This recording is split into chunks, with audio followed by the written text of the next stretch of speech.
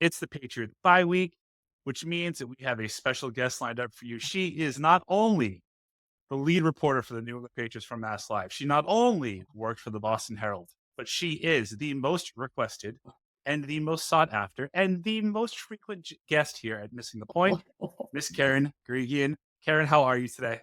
Mike, I'm doing well. I'm doing okay. I had a weekend semi off, sort of off, so that's Yeah. always good.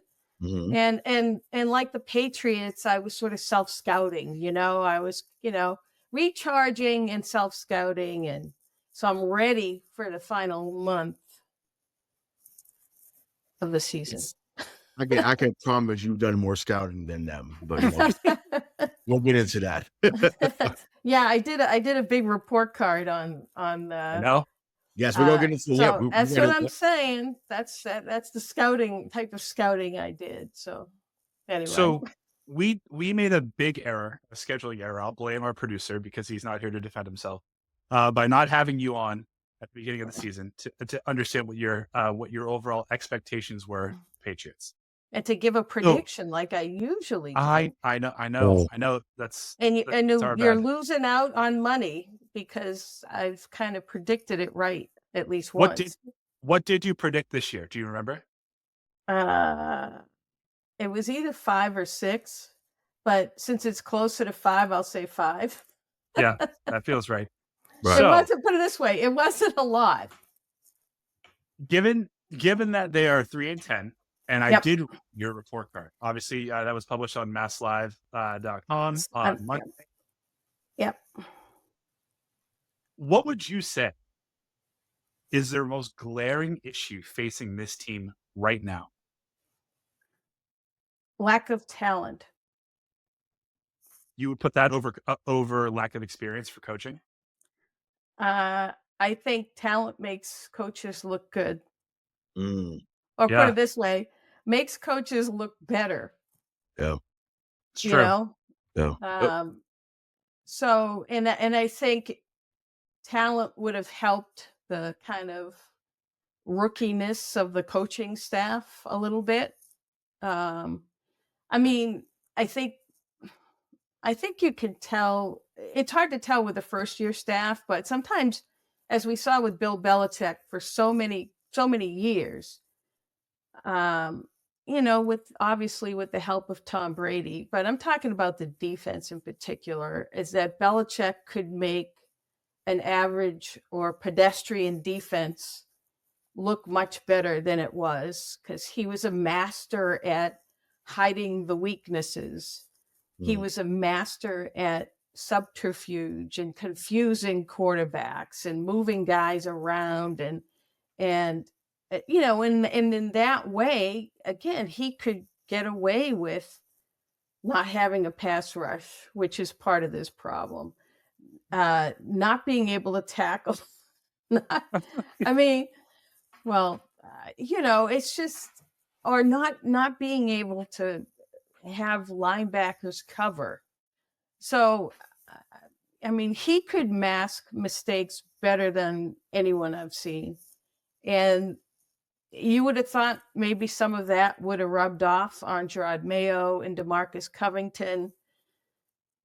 Perhaps when they had a full team and weren't dealing with injuries to key people and guys being in trouble and so on and so forth. Perhaps the defense wouldn't look as bad as they are or they've looked.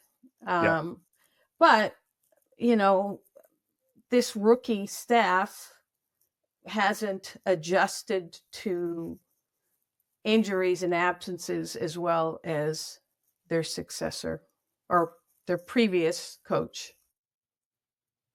Right? yeah. I, yeah, I want to say everything because once again, like I said, we looked through the article. I thought majority of the grades were spot on. A couple of D's that were given, I thought you were kind. It could have been an F.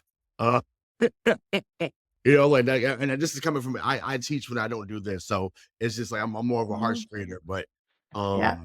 yeah, I mean, listen, I would say it's probably just both sides of the line, right? I think that's Mhm. the bearing. you know, a weakness for both of them. I mean, for the team, like I just think they Well, can't. And talent yeah, applies to the line too, right, yeah, exactly, right? yeah. So, um, I mean, yeah, I mean, I guess for those, I mean, there's gonna be some that listen to this and say, how can they not say coaching is the number one thing? I mean, once again, coaching is on it, so they read the article, they can talk about the coaching ad nauseum, but Well, um, that was a D. yeah, yeah, exactly, right, That was exactly, a D. yeah, It's not, and not like I yeah, was getting, so, but I actually, not to defend giving D's instead of F's to the mhm, places I gave D's, offensive line being one, defensive line, mhm, coaching staff. right, Um, I think the coaching staff got away with it because of Drake Drake. May. They right, developed Drake. So, I mean, it's not a total fail, but I think the reason I might be generous mhm, or easy in not giving them F's is the players, is the offensive line underachieving? No, they're not, because they're not good.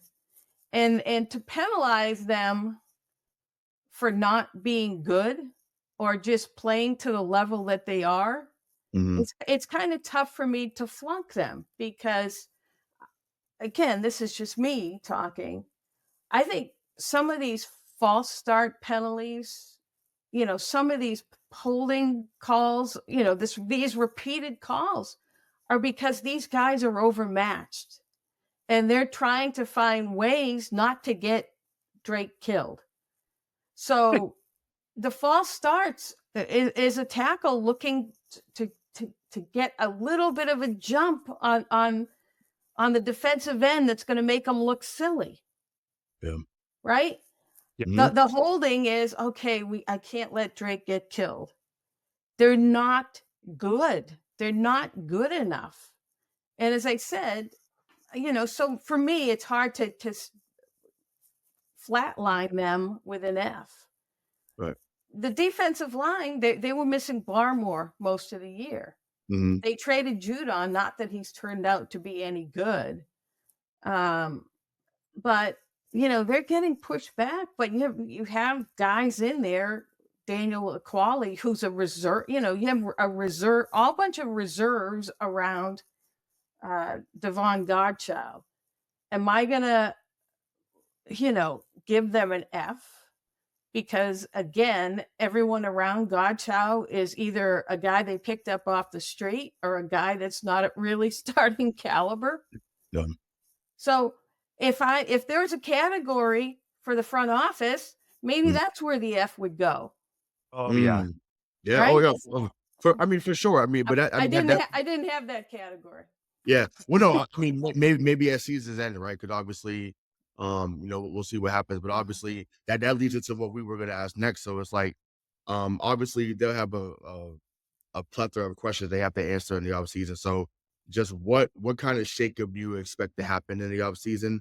And then do you still believe that Mayo's job is still in good standing, going into next season? Right. Put it this way. Number one, he was Robert Kraft's personal selection, Mm-hmm. and it was his personal selection years ago. Yep. Right. So Yeah. I Crazy. don't think he wants to part with Gerard Mayo after 1 year, especially again, he inherited a really crappy situation. The roster was he inherited the worst roster in the league when he walked in the door Mhm. and was named the head coach. Does that mean he hasn't made mistakes? Oh, he's made mistakes. But I just think it's too early. I don't think it's just too early to say to not give him a chance next year. Mhm. Now, for the other coaches, I think some changes need to be made. And again, Gerard has to be honest with assessing his coaching staff. Mhm. And the bigger problem was that Elliott made most of the selections on the offensive side, Right. because Gerard just didn't have the contacts. He hasn't been he hasn't been a coach that long. But again, do you blame Gerard for that, or do you blame the people who hired him in putting him in this spot a little bit too early? Yeah. Because he didn't have he didn't have connections across the league to bring in people or to persuade people to come here. Yeah. I don't know. It just seems to me like they just never, well, not never, but it just feel like they didn't even bother to really reach out to. I mean, obviously, he brought in the AVP or whatever, but I know there was names like Nick Haley that was brought up. Obviously, the pipe dream was really Ben Johnson from Detroit, who looks like he's probably going to be in Chicago at season's end. I don't know. I just think, to me, like them not doing their due diligence on really finding. Once again, if you wanted Mayo to be the guy, fine. I mean, whatever. Like Right. that's cool. But it's kind of like the same thing with the Celtics, right? Remember, Joe Mazzulla not being that experienced, but in this last season, they brought in Sam Cassell, brought in Charles Lee, brought in some other guys Right. that can help. So I think maybe if they did that, I think we would feel better about Mayo's Right. that role going forward. So in that way, I think we'll see, because there's no question Mayo could use an experienced former head coach who doesn't mind being a co-coach or an assistant coach. I mean, I thought that was kind of Ben McAdoo, but anyway, someone who can help him with game situations, or just, Gerard, it doesn't hurt to be aggressive here, I Right. mean, 4-1 from the goal line. Your team is overmatched in every single game. Again, you have to look at what you are and the circumstances and who you're playing. And you're not gonna beat certain teams kicking field goals, not going for it for 4th and 1. And again, if you don't make it 4th and 1 and lose, what's the difference? You're losing Right. anyway. Yeah. Oh, yes. My Yes. friend- Yes. Oh, Right. well, totally agree. Yes. 'Cause, Um, yeah, me and Mike have been in odds all year about how certain things, but that and then, but it just, again, in some ways, it doesn't make sense. They're so conservative on offense, and yet they're aggressive on defense. What's the difference there? I'll point out a couple. One, I think Gerard, because his expertise is not offensive football, not yet anyway, is basically leaving that to the people who are handling the offense. Okay. And I don't think he'll jump in and say, no, let's go 4th down, when he has the capability of doing that. I don't think he wants to jump on Alex Van Pelt, because again, who has the experience in these situations? It's Van Pelt. It's not Mayo. Whereas defensively, number one, I don't think he stepped in enough when it's come to DeMarcus Covington. But again, just picking the wrong times to go zero blitz and the wrong quarterbacks to go zero blitz.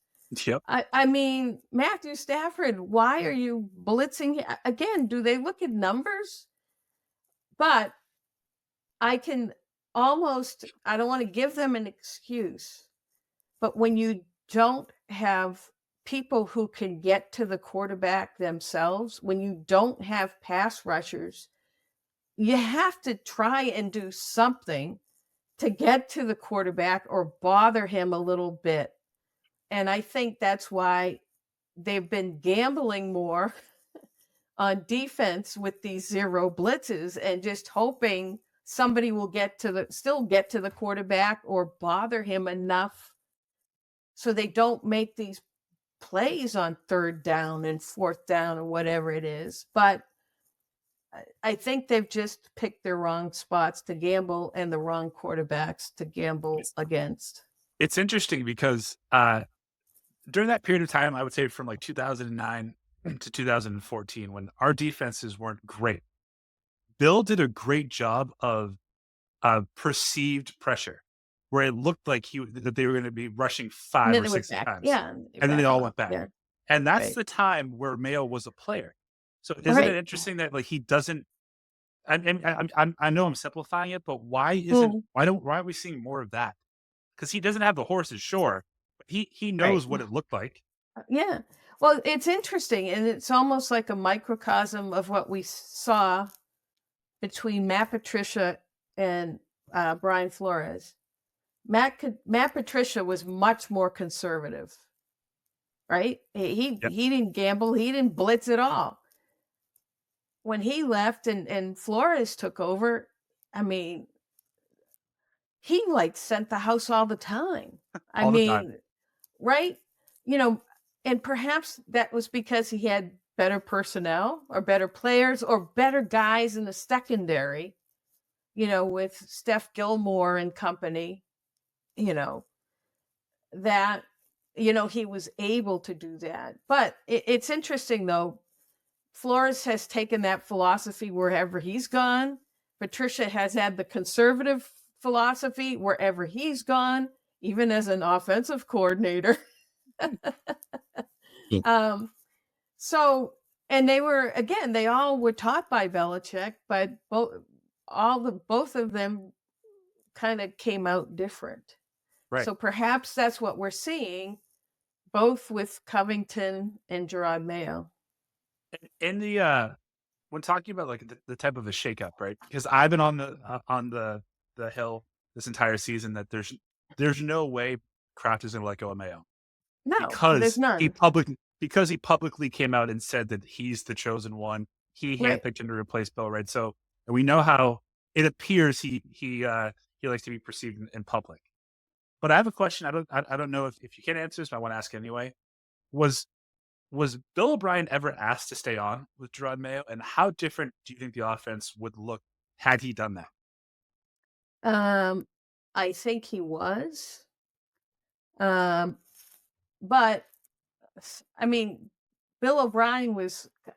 What I don't know is if he was going to be able to pick his staff, because when he came last year, he didn't get to pick his staff. He was Right. just given the people he was given and had to work. He got one guy. He got to have one coach, and that was his tight ends coach. But the offensive line coach was in place. The receivers coaches were in place. The running backs coach was in place. So Bill didn't get to, and I don't know if they said that's not going to change or again, I don't know the dynamics of that. Yeah. But I think O'Brien said, you know what, I'm going to go back to college and see where that takes me. He did they gave him an interview, I think, on NBC Sports Boston early in the season, and they had asked him about that. I think Michael Holley had asked him, and he said he was like, I left because he said he wanted to give Gerard a chance to pick his own staff, right? He was like, I'm a Belichick guy, so he was like, Gerard should come in, new staff, fresh, renewed. So Right. That's not real, though. That's not real. That's what he tells the public. I'm saying that was his answer on TV. Right. Yeah. But I do think there were Belichick guys and perhaps not Belichick guys. And O'Brien was clearly a Belichick guy. Yeah. I mean, that doesn't mean he didn't like Mayo or couldn't get along with Mayo, but there's allegiances there, and it's funny. One son stayed and one son left. Right. One of Belichick's kids stayed, one of them left. But I think some of the people who, it was kind of a cordial, if you want to stay or, I don't think it was like, please, please, please stay. I think, it was like, Right. We'll work with it if it happens. And I think some people just decided to, walk out the door. And I think some of them left thinking that Bill was going to get a job and they would go with him. Right. But as we've seen, Bill did not get the Atlanta job or any other job. But some of the people who kind of were in waiting, whether it was people formerly here, I fully expect Josh McDaniels to go wherever he goes. I Yep. fully expect Matt Patricia to go wherever he goes. And I fully expect Joe Judge to leave college and go, even if it is college, and go wherever Bill goes. I mean, these are Bill guys. You know, they're going to stay with him through thick and thin. And I almost think you might see a front office person too, or a few leave, whether it's Matt Groh, who you know, Please. who basically owes the job to Bill Belichick. Right. So, Elliot Wolf can go too. Yep. well, I'm not sure since he has the position of power. Yeah. I mean, unless Belichick gives him that same role with that same money, you know, we'll see. I just asked the Billy O'Brien question just from a developmental standpoint, right? Because it can't be argued that Deshaun Watson never looked better than when Billy O'Brien was his head coach. Right. Right. So why not keep a guy and do what you say? Let him bring in his team. If you know you have the 3rd overall pick, you're going to take a quarterback. Like, this is Yeah. the guy that I would have wanted to Yeah. develop him. Now, early in the season, I was calling for AVP's head. Like, I still don't think he has a great feel for the game, but it does look like Drake Maye is getting better. Well, So is that because Drake Maye is just that much more physically gifted than what we're used to over the last 5 years here at in New England, or is it because him and AVP are starting to mesh? I think it's both. And I know that's kind of a non-answer, but I honestly believe it's both. Because watching Drake Maye, as many of us did at training camp or even before in the early camps and the rookie camps, you know, watching his feet then and kind of watching how he's progressed in that, you know, is it just Drake or are these guys really hammering it home? You know, so I would say it's probably a little bit of both. And you can see too, it's just, I think Drake has gotten better just about every single week he's played or has done something, you know, maybe not the whole picture better, but there's some phase or element that you see he's either developed or improved. And I think we've all seen that every single week. And it's hard to just say, oh, that's because he's a fast learner and he's good, whatever. Well, someone's got to be teaching him or Right. showing him on film. Yeah. So, and, you know, AVP, while not having a reputation as a play caller, because he really didn't do that, he did come with a reputation of developing quarterbacks. And he went through like 5 of them last year in Cleveland, and somehow, you know, they got into the playoffs with Joe Flacco. So, you know, he has to be doing something right, but it's not just him. And he also got to bring in his quarterback coach, TC McCarthy, or somebody that he's worked with. He got to bring in the offensive line coach, or at least have these people, or, you know, Elliott might have brought them in as a full package, you know, just to make Alex comfortable, you know, the offensive line coach, the quarterback coach. He knew McAdoo from time in Green Bay.